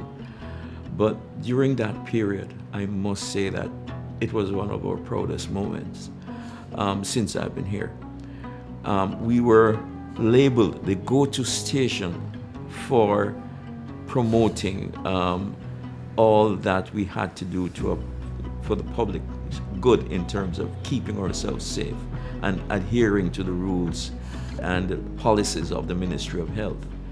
It did emphasize the importance of a public broadcasting entity.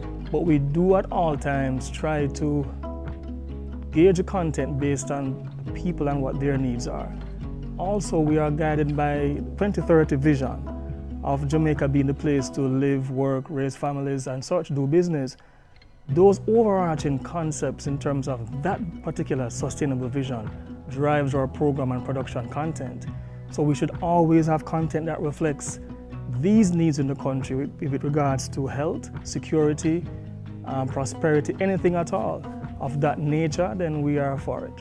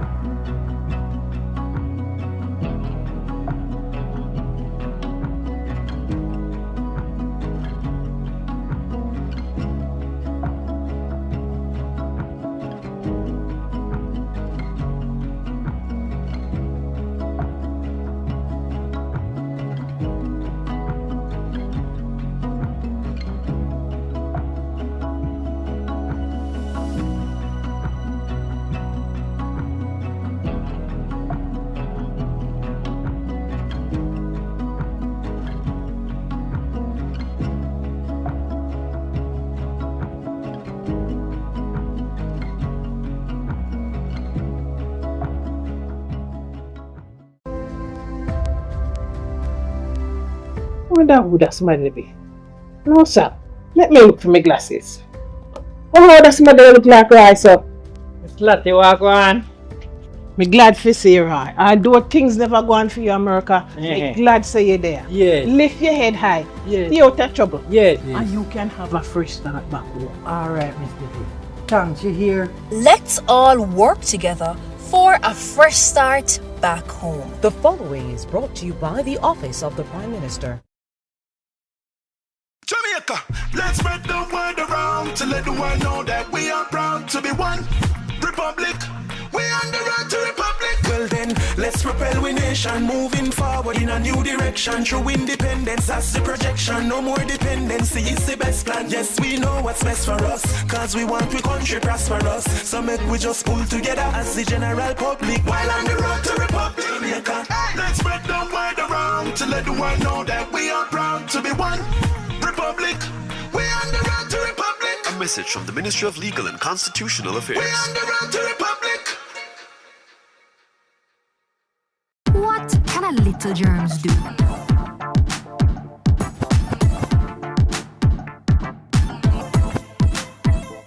Pink eye running belly, even flu. Germs can make them happen to you. Put germs on our manners with these. Cover your mouth when you cough and sneeze. Always wash your hand with water and soap. Keep dirty hands from your eyes and your nose and your mouth. You don't want to be sick, take care. Practice every day, no germs around here. A message from the Ministry of Health.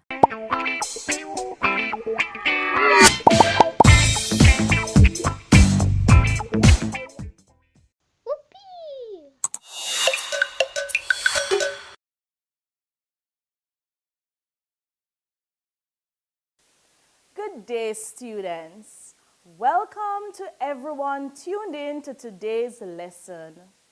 I am Alison Rowe, your family and consumer management teacher.